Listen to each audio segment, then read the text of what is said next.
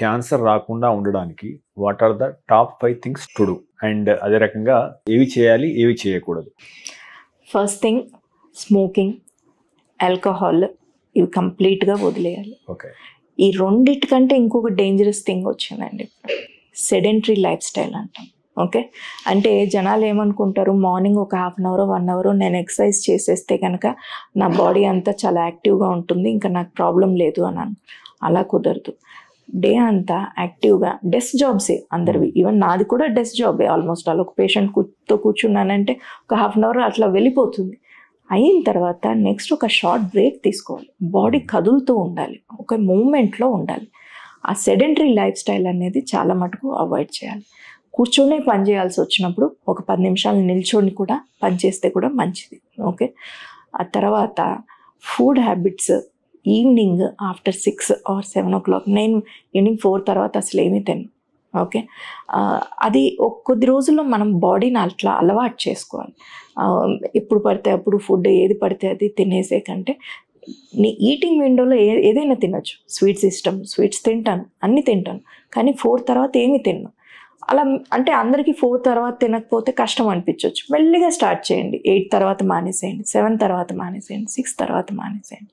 So ఒక timely eating habit అనేది అలవాటు చేసుకొని హెల్దీగా అటు ఇటు రెగ్యులర్గా తిరుగుతూ ఉంటే కనుక మ్యాక్సిమం మన చేతుల్లో నుంచి జరిగే ప్రాబ్లమ్స్ అన్నిటిని మనం అవాయిడ్ చేసుకోవచ్చు.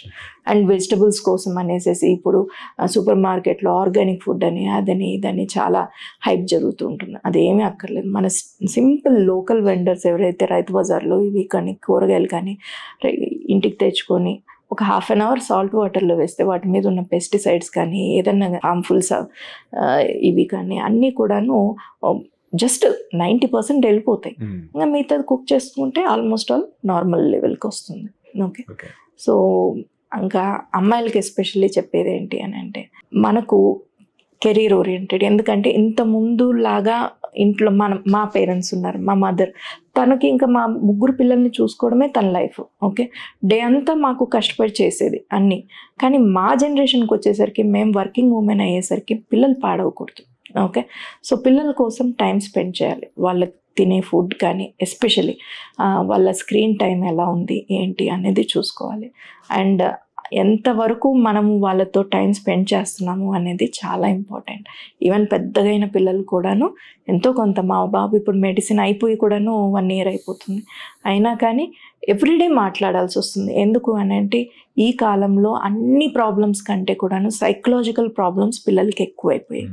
ఎందుకు అని అంటే వీళ్ళకి మీడియా కానీ కొరియన్ షోస్ అని జపనీస్ షోస్ అని ఏమేమో చూస్తూ ఉంటారు.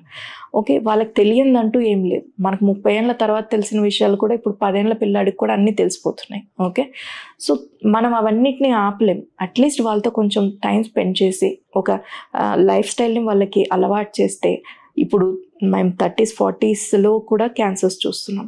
ఇంకా నెక్స్ట్ జనరేషన్ గురించి ఆలోచిస్తే నాకే భయం వస్తుంది. 10 years 20 yearsలో కూడా ఇంకా ఎక్కువ చూస్తామా అనేసి.